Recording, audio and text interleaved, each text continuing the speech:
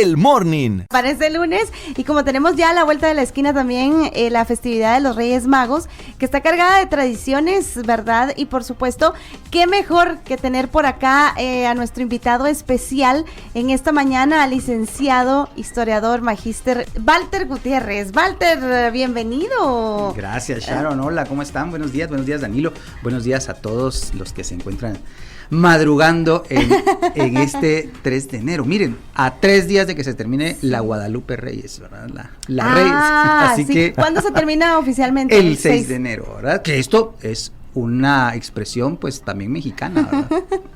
Sí, miren, y qué mejor que hablar de esos datos históricos con alguien que tiene la experiencia y sobre todo pues las palabras para poderlo entender también, ¿verdad, Danilo? Cómo se va manejando nuestra historia y sobre todo saber cuál es la historia o el origen de la tradición de los Reyes Magos, Walter.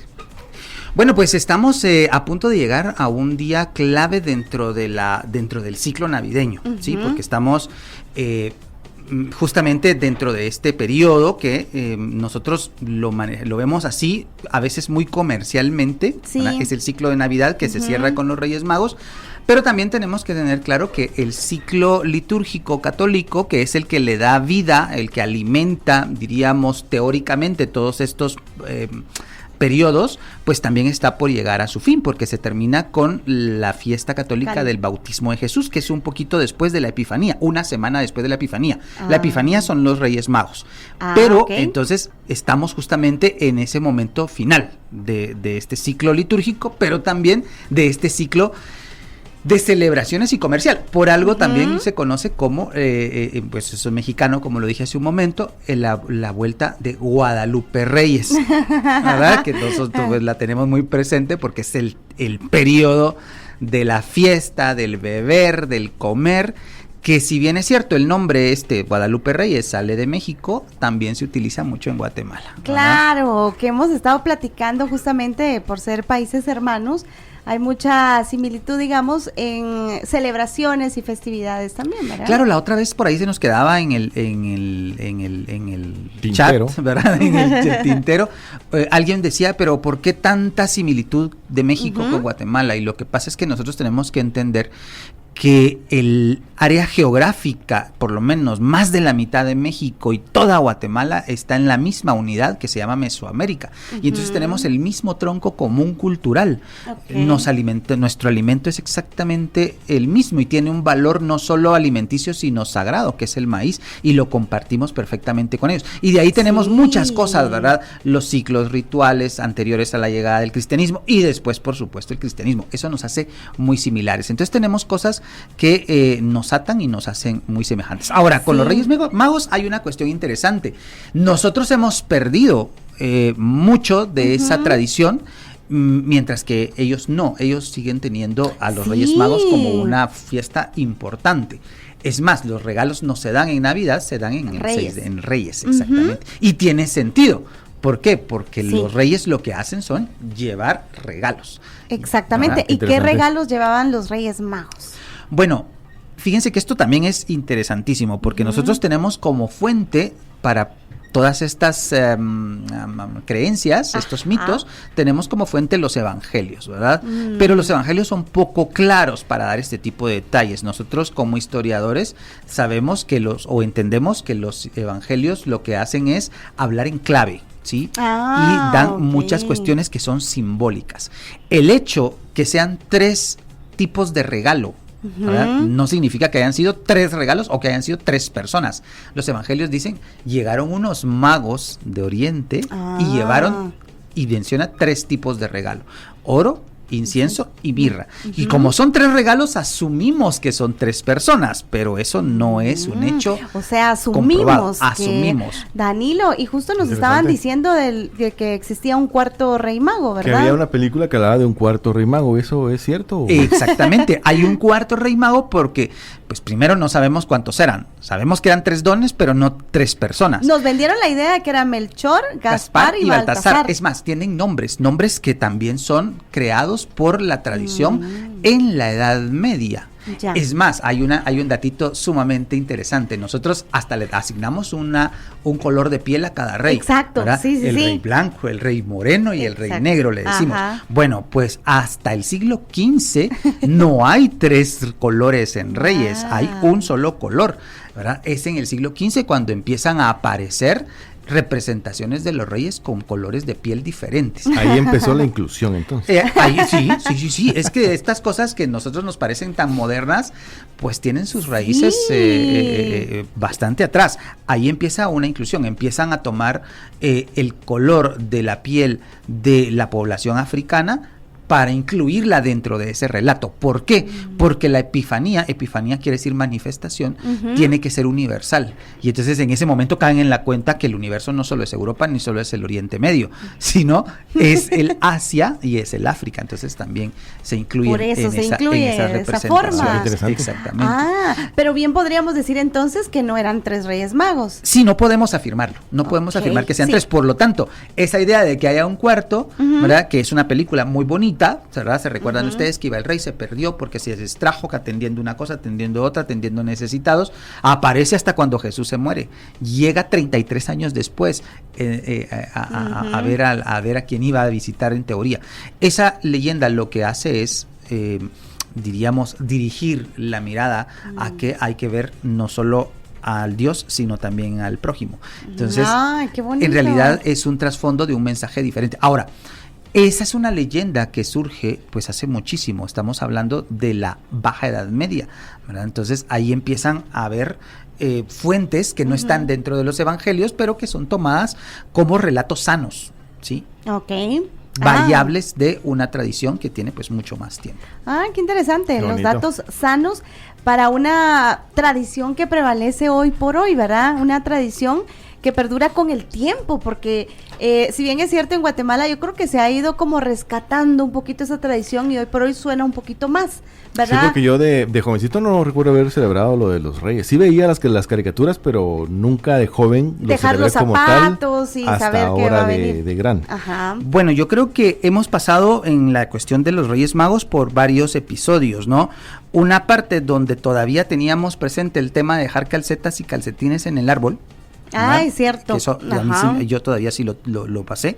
Y que le dejaban a uno dulces. Sí. No los regalos, porque los regalos ya los había traído Santa Claus. Este es el caso guatemalteco. Ajá. Pero de pronto eso se fue desapareciendo, ¿sí?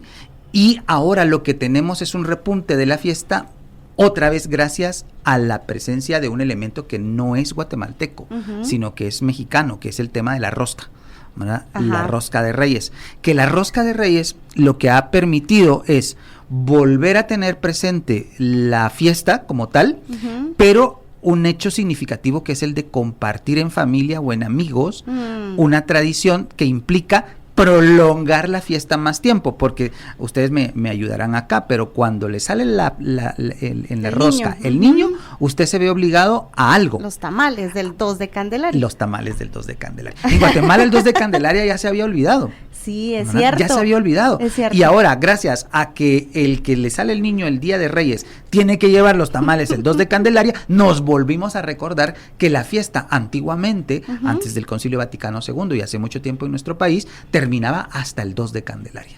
Y el 2 de Candelaria se podría decir que es la finalización de toda esta temporada navideña. Así es. Ahí es el cierre. Ahí era el cierre total, ¿verdad? Okay. Se desmontaban los nacimientos, se comían estos tamales porque se hacía una novena, no porque nos salía el niño en la rosca, porque eso es más nuevo y no es guatemalteco, pero ahí estaba el final de la tradición navideña guatemalteca, un ciclo larguísimo, el 2 de Candelaria. O sea que todo enero pasa el nacimiento. Todo el enero pasaba el nacimiento, o sea, el ciclo era muy grande, comenzaba el 7 de diciembre y terminaba el 2 de febrero, ¿verdad? Entonces era un espacio temporal donde todo tenía ese sabor a Navidad. Hoy ya nos parece un poquito muy largo. Sí, aparte muy largo, ya el olor a Navidad ya dentro de unos días ya va a empezar a desaparecer de los hogares.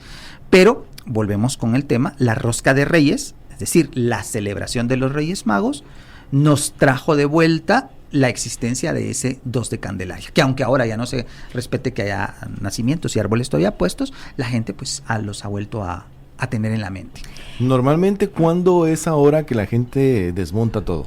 Bueno, Sería el esto 6. depende mucho de las diríamos, relaciones adentro de los hogares, ¿verdad? Hay muchas personas que el 2 de enero ya están desmontando todo, ¿verdad? Lo vemos en los centros comerciales incluso, ¿verdad? Sí, totalmente. Ya no hay nada de Navidad. El 26 de diciembre ya no hay nada. Ya no hay nada, exactamente. Entonces, en los hogares empezamos a ver que se van retirando desde el 2 de enero en algunos casos después del 6 y por ahí van finalizando todas las... Sí, porque ya como que están en el colegio y Navidad como que ya no es ya coherente. No. Saben que yo me recuerdo que, digamos, nosotros como familia siempre hemos celebrado los Reyes Magos por la ubicación donde vivimos, que es mucho de tradición, de barrio donde, por ejemplo, se da todavía la procesión de la Virgen. Yo creo que así le llaman la Virgen de los Reyes Magos. Sí, en el guardaviejo, la Virgen de los Reyes, porque está justamente puesta en esa fecha. Y esto es muy interesante, ¿no? Porque pues la Inmaculada Concepción fue en diciembre, pero en nuestro país, por cuestiones que tienen que ver con las actividades productivas, las fiestas de la Virgen abarcan desde octubre, con la Virgen del Rosario, llegan a diciembre con la Inmaculada Concepción, pero se extienden hasta enero, justamente porque estos meses son meses donde no hay cultivos, no hay siembras, entonces las personas se pueden dedicar a estas fiestas. Y entonces vemos fiestas patronales, por ejemplo, esta de la Virgen de los Reyes del Guarda, tenemos la de Don Bosco que acaba de pasar, que fue la del 1 de enero, tenemos la de Amatitlán, que es el primer lunes de enero, tenemos la de Morenos, que es en Mixco, que es el último domingo de enero, es decir, están extendiendo estas fiestas hasta ese mes, ¿verdad? Porque son meses que pues normalmente no había una actividad tan fuerte productiva. Hoy pues tenemos el asunto del tema de los niños regresando al colegio, pero en otro tiempo no, y entonces eso hizo que las fiestas se extendieran durante el mes de enero.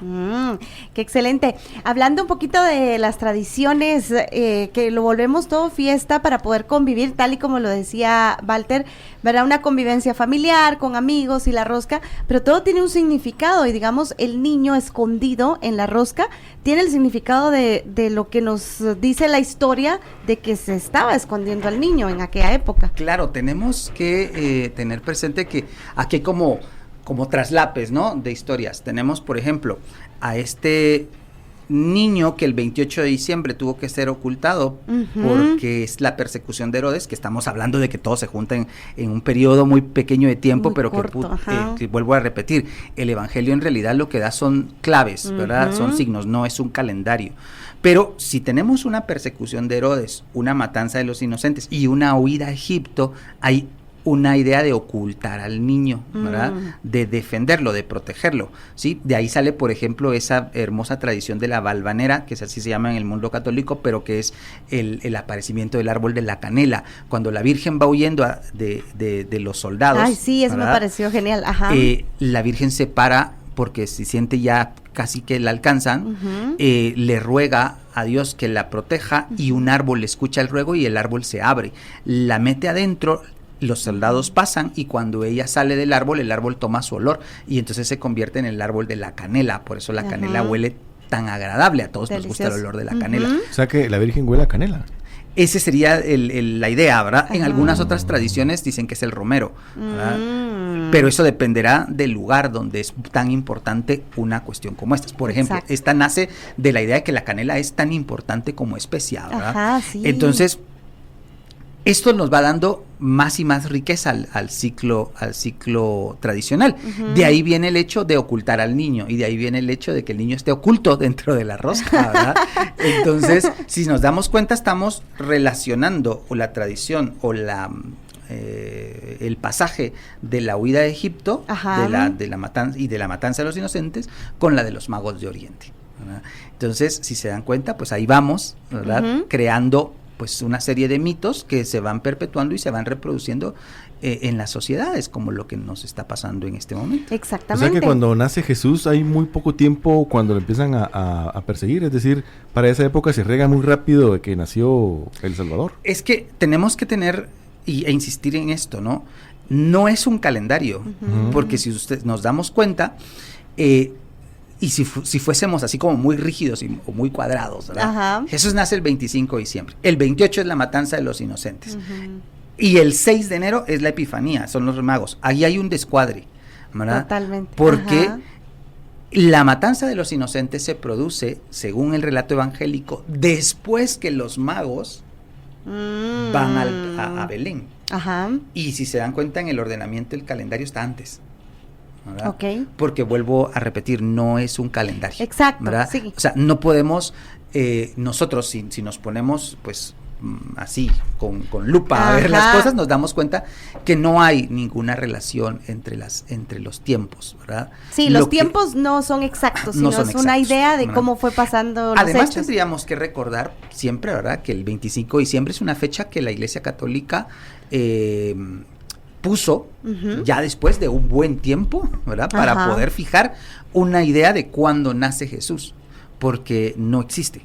¿verdad? No existe una fecha. No A existe. ciencia cierta, sí, específica. No existe no. en los evangelios, no existe ahora. Entonces, lo que pasa acá es que tenemos que ver cómo el cristianismo se va relacionando con el mundo para poder ir fijando sus tiempos.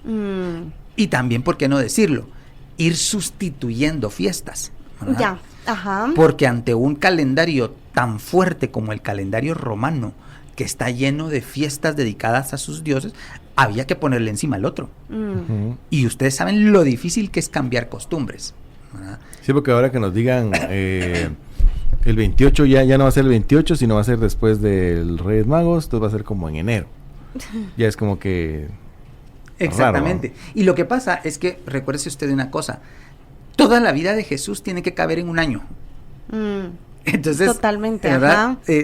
Porque tiene que es llevar un sus ciclo, tiempos. es un ciclo que se va repitiendo. Y Sí. por ejemplo, en este 2024, el miércoles de ceniza es el 14 de febrero. Sí, cae ¿verdad? muy Entonces, temprano, por ejemplo, ajá. cuando alguien dice, no tienen ni 40 días y ya lo quieren matar, lo que pasa es que no es un tiempo calendárico, ¿verdad? Es representativo. Es un tiempo ritual representativo, exactamente. Ah, qué interesante eso. Entonces, el miércoles de ceniza, ¿verdad?, ya está, digamos, presagiando el tiempo de la muerte y la resurrección, porque la luna llena se corre esta vez, ¿verdad? Vamos hacia adelante y es muy temprano. Y como la Pascua tiene que caer muy cerca de la Pascua judía, pues entonces obviamente acorta los tiempos. Entonces no es que vayamos a coincidir nada, ¿verdad?, temporalmente, sino que tenemos que ajustar el calendario de forma que en un año quepa toda la vida de él.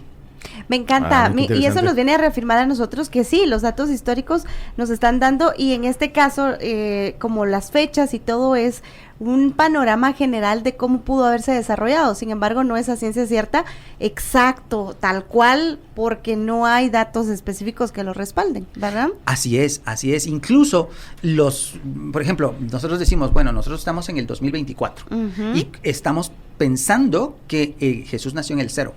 ¿verdad? Ajá. Ahí hay un pequeño desfase de 4 años, porque cuando Jesús nació estaba gobernando Herodes el Grande, Ajá. pero Herodes el Grande se muere antes del 0. Entonces quiere decir que en realidad no en la estaba. era cristiana tuvo que haber comenzado antes. Sí. 4 No me años cuadra, antes. No ¿verdad? cuadra, exactamente. Ajá. Esas son las cosas que de pronto en historia se tienen que corregir. Ahora, lo que pasa es que las sabemos en historia, pero no nos vamos a poner a hacer un reajuste de toda la Exacto, era, sí. cristiana. Vamos Sí, porque a entonces empezar a hacer ajuste de estuviéramos siglos. empezando el 2028. Exactamente, porque Jesús efectivamente es altamente probable por la historia y por los datos que tenemos que no nació en el 0, nació en el -4. -4. En el -4. Oh, qué interesante. Y obviamente con toda esta información y hablando de las fechas específicas, porque ahorita estamos con toda la finalización de la temporada navideña, ¿cuál es el significado, según ustedes los historiadores, de la importancia del Día de Candelaria, digamos, en la tradición católica? Bueno, la Candelaria es importante porque la Candelaria habla de purificación. Ah, ¿verdad? muy bien. La Candelaria es la purificación de la Virgen María. La religión judía, y eso pasa después a la religión cristiana, habla justamente de que la mujer se purifica después de un parto, ¿verdad? Aquí el tema es que la Virgen no tenía que purificarse nada, porque en el tema católico María no tiene ninguna mancha. Entonces simplemente se está cumpliendo con una tradición que pasa del mundo judío al mundo cristiano.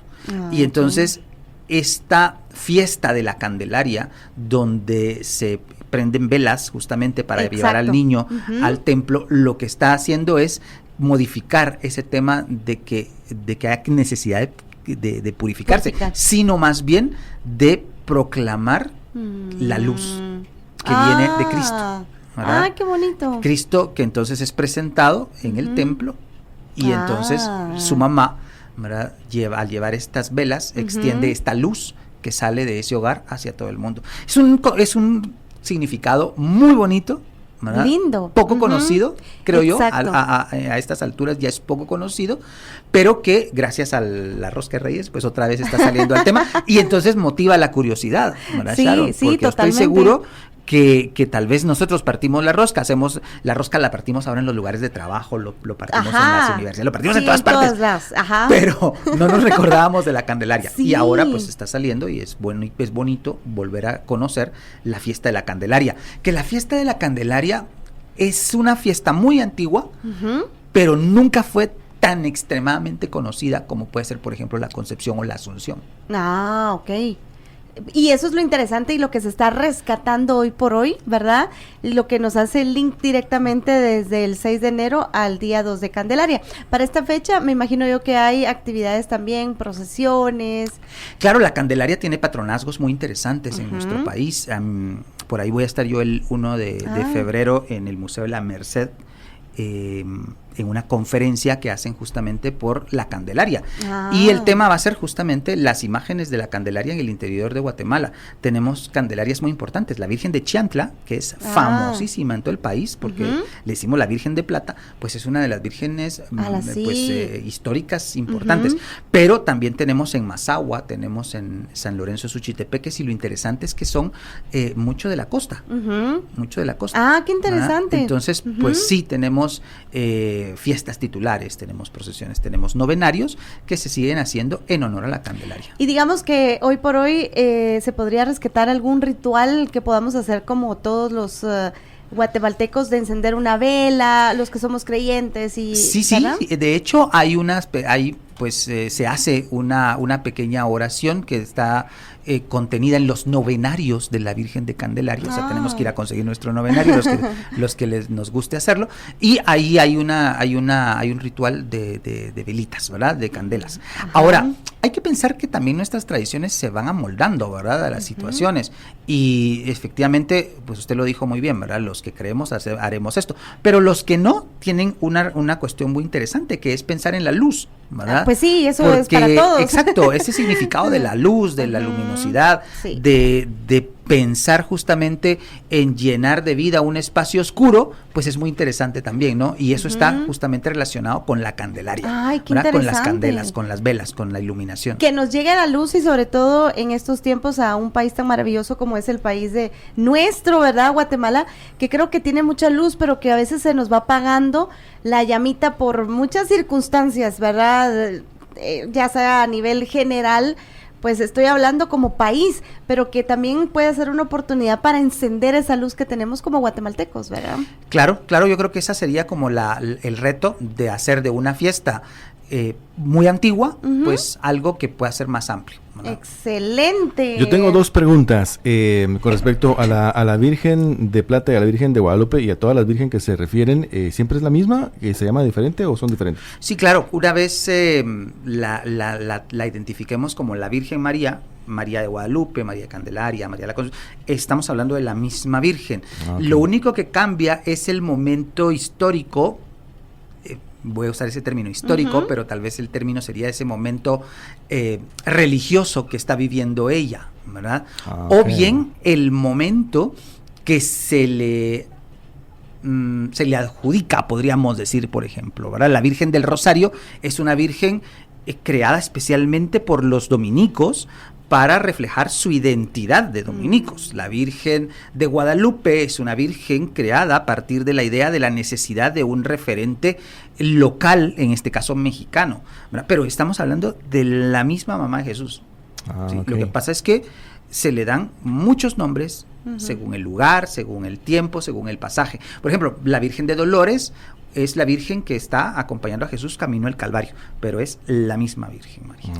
Eso no sabía yo, tenía Qué esa curiosidad. interesante, muy bien, yo pensé Danilo. que eran muchas vírgenes. Y así hay muchas personas que también... Porque como también está ahí una historia de no sé quién y las 11,000 vírgenes, dije yo capaz Claro, que pero es que una de hay que ellas. distinguir que una es la Virgen María, Madre de Dios, que tiene todo este montón de advocaciones, de títulos, de patronazgos, y otras son las mujeres que siguiendo ese modelo han sido canonizadas a través del tiempo. Ok.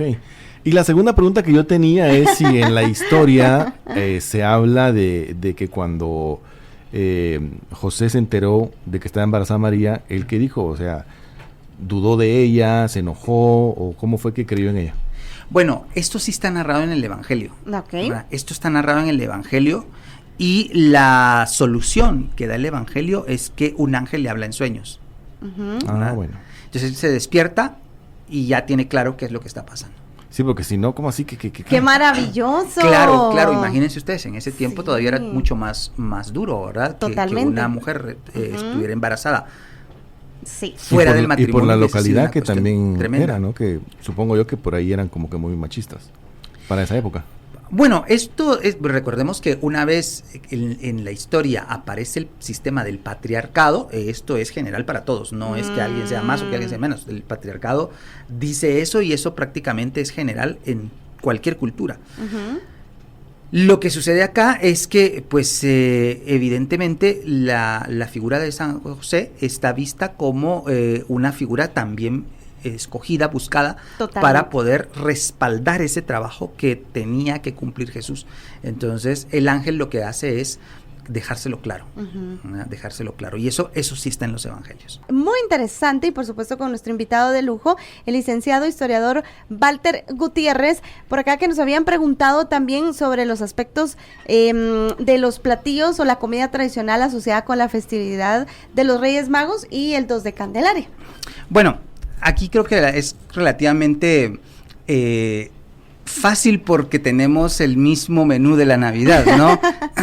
¿Qué tenemos para estos días? Tenemos tamales, así que si todavía les caben más tamales, podemos seguir comiendo más tamales. Por ahí oí que le estaban preguntando aquí a Danilo cuántos había comido. Ya perdió el conteo, pero licenciado, ¿cuántos lleva? Bueno, yo llevaré como 3, a mí me gustan, pero no soy de tantos tamales, pero sí, me ofrecen un tamal negro, pues seguramente esos tamales son... ¿le gustan los dulces? Sí, son una exquisitez, la verdad me parecen una genialidad de la cocina guatemalteca. Y luego tenemos el tradicional ponche, ¿verdad? Que es una receta... No voy a decir que es exclusiva de Guatemala porque no tengo muy claro las variantes chiapanecas de esta bebida, pero sí creo que es algo muy regional, ¿verdad? Este ponche que se hace con frutas tropicales, porque si ustedes se recordarán, es una mezcla de piña, de pronto lleva coco, pero de pronto aparecen algunas semillas que nos hablan de nuestra tradición hispano-musulmana, ¿verdad? Que son las especias que lleva clavo de olor, lleva pimienta, tiene mucha canela, eso evidentemente es hispano-musulmán, y de pronto se le adorna ahí con algunas cositas como semillas de origen europeo. Entonces es una bebida muy tradicional nuestra, el ponche, y que son las dos comidas tradicionales de esta temporada. Y que se extienden hasta la Candelaria. A mí me da mucho la atención porque, por ejemplo, en este año 2024, cuando la Candelaria va a quedar casi que a una semana de la Cuaresma, vamos a seguir comiendo tamales y ponche prácticamente en febrero, y ya a las 2 semanas nos van a tocar las pacayas envueltas en huevo con el pescado envuelto en huevo, que ya es la comida del viernes de Cuaresma, porque evidentemente tenemos comidas para cada periodo de nuestros ciclos rituales, así que pues eso toca. Y por supuesto la famosísima, ahora la estrella, que es la famosa rosca de Reyes, ¿verdad? En algunos casos con relleno de crema pastelera y en otros sin relleno, pero que volvamos con que esto pues es un pan muy tradicional de la cocina centro-mexicana, porque no es ni de todo México, es centro-mexicana. Estamos hablando de la Ciudad de México. No, de la Ciudad de México. Del centro de México. ¿verdad? Del centro de México. Y que también tiene sus referentes en Europa, ¿verdad? Tenemos pequeños roscones en Alemania, en España, en Austria, en Portugal, que están justamente refrendados en la rosca mexicana. Si bien es cierto, lo habíamos platicado, que comercialmente también se dio un boom, pero que si nos está sirviendo para rescatar la historia, bienvenido sea, porque hoy por hoy pues vemos que más panaderías están ofreciendo una rosca de Reyes, ¿verdad? Y eso también vino como a avivar ese sentimiento de convivencia. Claro, claro, creo que no podríamos nosotros menospreciar un aporte de este tipo, ¿verdad? Si bien es cierto, y lo hemos repetido aquí un montón de veces, ¿verdad? En este programa y en otros, es un aporte foráneo. No significa que sea malo, ¿verdad? Hay cosas que son aportes. Exacto. De hecho tendríamos que recordar que nuestro ciclo, ¿sí? Nuestro ciclo ritual, el que va durante todo el año, es un ciclo que está combinando especialmente todo el aporte cristiano, occidental, que viene ¿por quién? Por España. Entonces tampoco podríamos decir que, o abstraernos y decir con mucho purismo que no vamos a tomar algo que sea de México. Sí. Si ya tomamos lo que fue España. Claro que no es que lo hayamos tomado porque hayamos querido. Fue impuesto, ¿verdad? Ajá. Pero de alguna manera sí lo hicimos nuestro. Totalmente. O sea, la población guatemalteca, si decimos, fue impuesto, pero también fue muy bien asimilado. ¿Por qué? Porque nuestras costumbres mayas también tienen cosas que fueron muy bien absorbidas y muy bien dispuestas por el cristianismo. Por lo tanto, si hoy nos están proponiendo esta recuperación de estos panes especiales, porque sí es cierto, hay si lo acabamos de mencionar, que hay un pan especial en Alemania, en Austria, en España, quiere decir que en la época de la colonia seguramente también hubo alguna receta especial de un tipo de pan que se compartía en el Día de Reyes. Ay, qué bonito. Por acá dice, excelente todo el conocimiento que posee Walter y que nos comparte, pues a veces uno actúa con ignorancia o porque así se ve que lo hacen. Así que, preguntan si licenciado habla de esos temas en sus redes, dice, y si nos podría brindar la información de redes sociales para seguirlo. Bueno, yo aparezco en todas las redes como Quique Gutiérrez, Quique con K, K-I-K-E, Gutiérrez, sin Z ni S. Así estoy en Facebook, en Instagram y en... ¿Qué me falta? Twitter. Y en TikTok también. Normalmente buenísimo. Yo publico cosas que tienen que ver con arte. Excelente. Cuestiones de arte religioso, de arte popular, que son lo que más me gusta, y es lo que hago en la Universidad de San Carlos. Pues yo soy el catedrático de las historias del arte, historia general del arte para los profesores y para los investigadores, historia del arte maya, historia del arte guatemalteco. Miren qué excelente, y por supuesto saludos a Juan Carlos García para poder direccionarnos, porque justamente hablábamos con el licenciado Walter de cómo hoy los pensum llevan a los niños como en modo rápido, turbo, ¿verdad? Y se pierden tantos detalles de la historia en general, no digamos de Guatemala, ¿verdad? Claro, esto es preocupante en ese sentido, ¿verdad? Porque se van reduciendo contenidos. Sí. El currículum nacional base nos está limitando, por ejemplo, las cuestiones artísticas. ¿Sí? No es un secreto, pero tenemos colegios o instituciones, y no solo colegios privados, sino también instituciones públicas, donde al profesor de ciencias sociales le están poniendo a dar teatro, o le están pidiendo que dé música, o le están pidiendo que dé cuestiones artísticas. Es cierto que los profesores de ciencias sociales muchas veces tenemos cierto carisma para estas cuestiones, pero no es nuestra especialidad. Entonces, eso quiere decir que estamos siendo mal formados en esta parte estética. Y miren, yo les voy a decir una cosa que me parece preocupante. Cuando se nos debilita la parte estética, la parte musical, la teatral, la escultórica, la pictórica, nos imposibilita de apreciar la belleza y eso nos amarga, ¿verdad? Totalmente. Nos amarga y nos produce una sensación de insatisfacción permanente porque no nos permite disfrutar y apreciar la belleza. Y alguien muy ingenuamente dirá, no, pero es que eso no es importante. Claro que es importante, si esto es el día a día, ¿verdad? Totalmente. Esta parte de la estética, donde nosotros distinguimos entre lo bello y lo feo, ¿verdad? Es una cuestión cotidiana. ¿Verdad? Sí. Decimos nosotros que la estética es tan importante como la lógica y como la ética, porque nosotros pasamos haciendo este tipo de elecciones siempre. Elegimos entre lo bello y lo feo, que es lo estético, entre lo falso y lo verdadero, que es lo lógico, y entre lo bueno y lo malo, que es lo ético. Pasamos haciendo eso siempre. Ay, qué bonito. Y entonces, eso. Cuando no tenemos esta formación estética, pues nos quedamos como cojos en esta triada, ¿verdad? Sí. Y nos imposibilita de disfrutar la belleza. Qué bonito estuvo Eso es eso. cierto, sí es cierto. Súper interesante y un pequeño análisis para arrancar este 2024, ¿verdad? Y buscar esa información, porque hoy por hoy, pues si hay limitantes, también podemos encontrar formas de poder obtener más información. Así que al licenciado Walter Gutiérrez lo encuentran en redes sociales como Quique Gutiérrez, sin S al final, ¿verdad? Sí, Y sin ese al Z. final. Exactamente. Por acá dice, nosotros en Agua Blanca celebramos el Día de los Reyes Magos como feria patronal, dice. Excelente día por acá.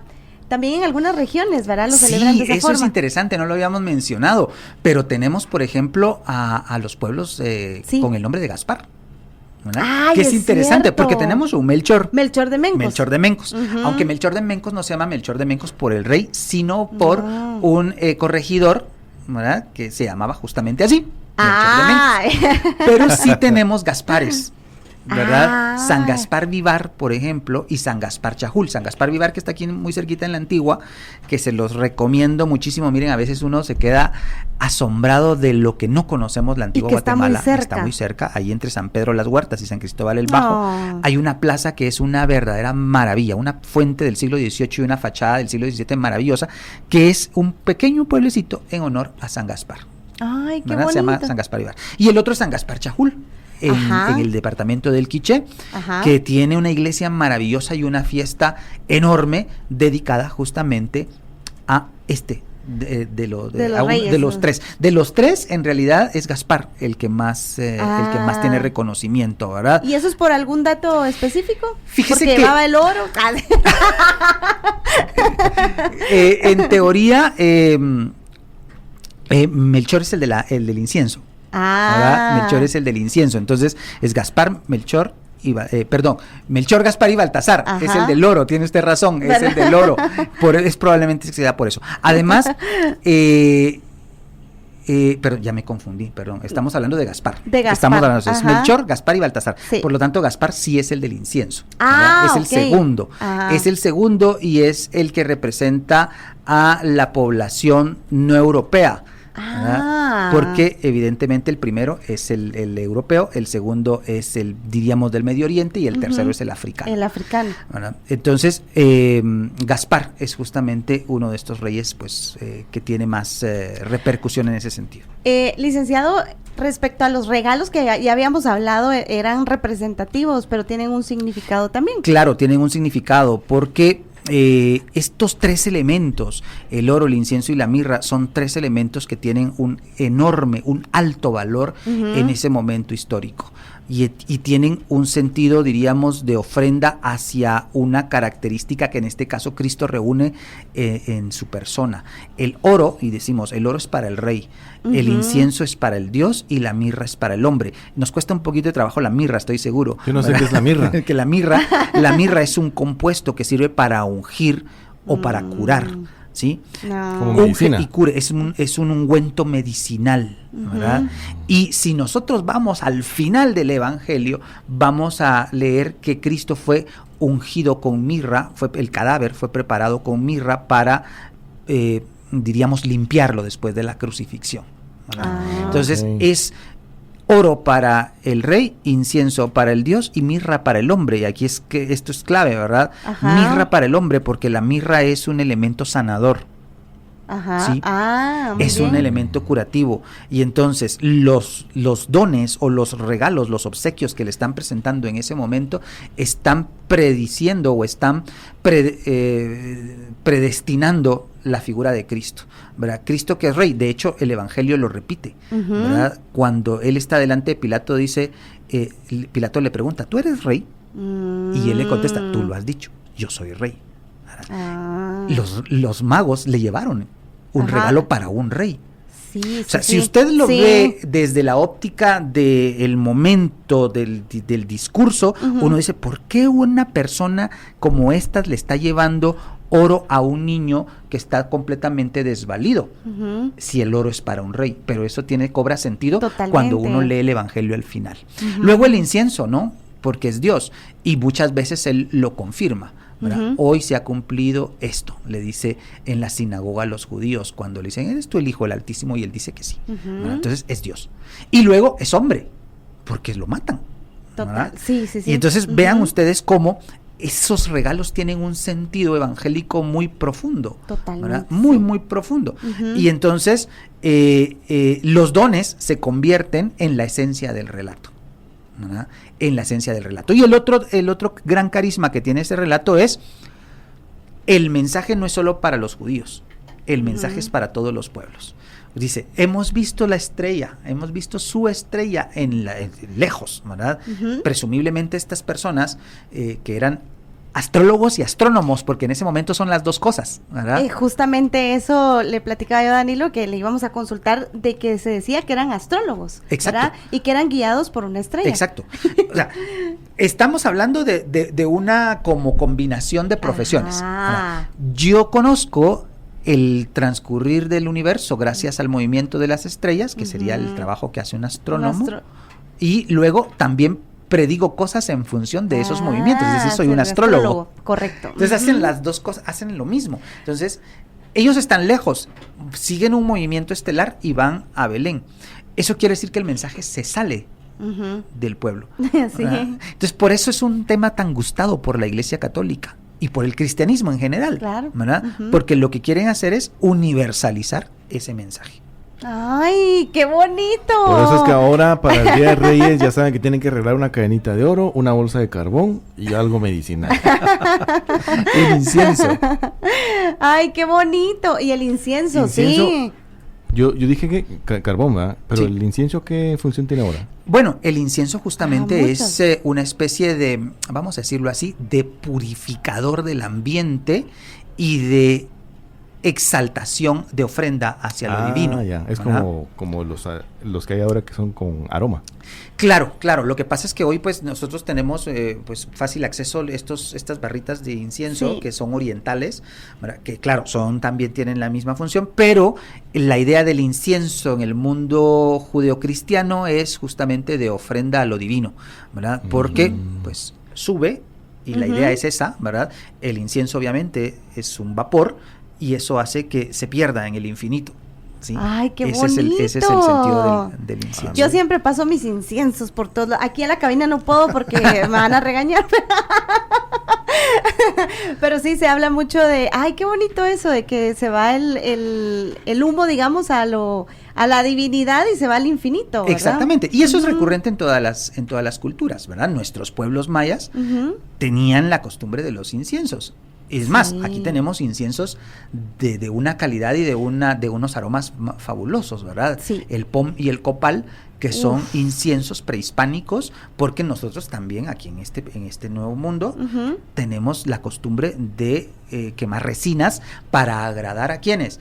A los dioses. ¿No? ¡Qué bonito! Por eso es que decía hace un momento, en realidad decimos, es que nos impusieron tal cosa. Bueno, pero es que tampoco es que eran desconocidos para nosotros. Totalmente, ¿verdad? Sí. Eran cosas que se hacían porque todas las culturas responden de la misma manera ante situaciones similares. ¡Ah, qué bonito! Y el incienso, ¿así se le llama el que va atrás de la procesión? ¿O exactamente, es el incienso? Exactamente. Y en las procesiones tienen mucho sentido, tienen mucho sentido, especialmente el Viernes Santo. Porque el Viernes Santo el incienso distinto se mezcla con la mirra. Y entonces, otra vez, ¿verdad? Si el mago le llevó mirra, si el Viernes Santo, cuando bajan a Jesús de la cruz, lo ungen con mirra, pues tiene sentido que se queme mirra, ¿verdad? Porque la mirra también es aromática, ¿verdad? La mirra es una planta, ¿verdad? Sí, una planta. Pero es cierto, tiene un olor distinto, y nos hace el link de que estamos en Viernes Santo y es como más ceremonioso, siento yo. Exactamente. Esa es la función el Viernes Santo. Por eso, si nosotros vemos las procesiones de Viernes Santo en nuestro país, el Viernes Santo en la tarde hay mucho más incienso, ¿verdad? Incienso y mirra. Y mirra. Nosotros vemos la procesión, por ejemplo, la de San Felipe, la Escuela de Cristo, el Calvario en Guatemala, y son columnas y nubes de... ¿Por qué? Porque estamos envolviendo el cuerpo en mirra. Sí, pues, ahora todo tiene sentido. Y por supuesto, también es más difícil encontrar mirra, digo yo, que el incienso. Hoy por hoy lo encontramos mucho más fácil.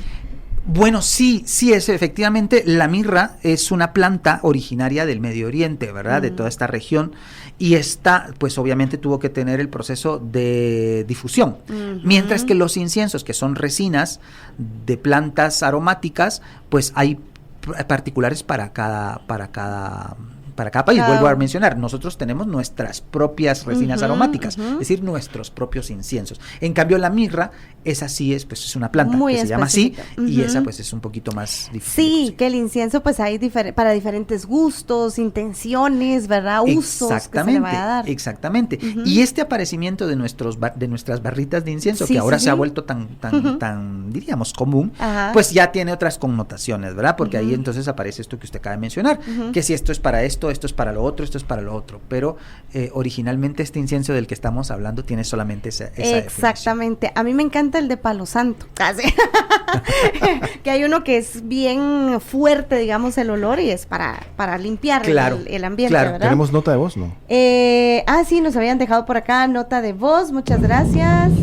Hola, buenos días. Les envío un mensajito de voz porque voy manejando, entonces es más fácil, pero quería compartirles que en mi familia todavía se conserva la tradición. Nosotros quitamos el nacimiento hasta el 3 de febrero porque el 2 de Candelaria le rezamos la novena al niño.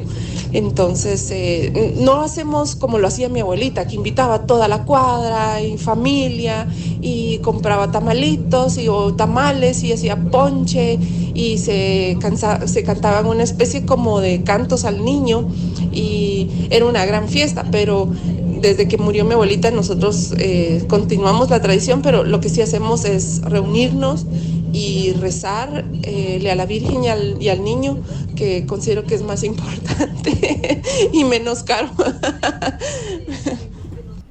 Qué bonita, Es muy muchas buen gracias. punto, muy buen punto. Las novenas del niño todavía terminan muchas el 2 de febrero. Es cierto, sí, las novenas, las famosas novenas que hablaban las famosas abuelitas, novenas. ¿verdad? Exactamente, ¿verdad? Adiós mi Manuelito. Yo decía, pero ¿por qué le dicen Manuelito? Pero es una deformación de Emanuel. Recuerde que en el Evangelio aparece la palabra Emanuel, entonces aquí se ha cambiado a Manuel, ¿verdad? Entonces, adiós mi Manuelito. Ese es un canto muy tradicional del 2 de febrero, como dice la estimada oyente por ahí, ¿verdad? Eso todavía se conserva en muchos lugares de la ciudad, en los barrios antiguos, en algunos municipios, sigue celebrándose la novena terminando hasta el 2 de febrero. El 2 de febrero. Y justamente para finalizar, quería como recalcar las diferentes formas en que se va celebrando este Día de Reyes.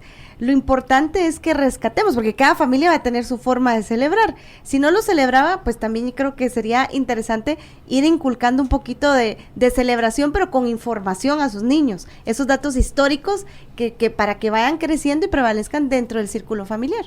Claro, esto es importante, ¿no? Porque todas nuestras tradiciones tienen un porqué, tienen una raíz, y lo importante, creo yo, va a ser que los padres puedan continuar estas tradiciones explicándole a los niños el porqué de estas costumbres, ¿verdad? Porque al final creo que lo que nos hace únicos es justamente estas cuestiones diferentes que podemos ir recuperando o tomando conciencia de cómo celebrarlas. Excelente. ¿Usted cómo lo celebra, licenciado? Bueno, nosotros en mi casa pues todavía comemos tamales y tomamos ponche para el 6 de enero. Ajá. Había una tradición muy antigua de quemar incienso. Todavía en mi casa hasta hace no mucho se quemaba incienso a las 12 del día. ¡Ay, ¿verdad? qué bonito! Que es como una parte de ese ritual del 6 de enero, pero volvemos también con esto.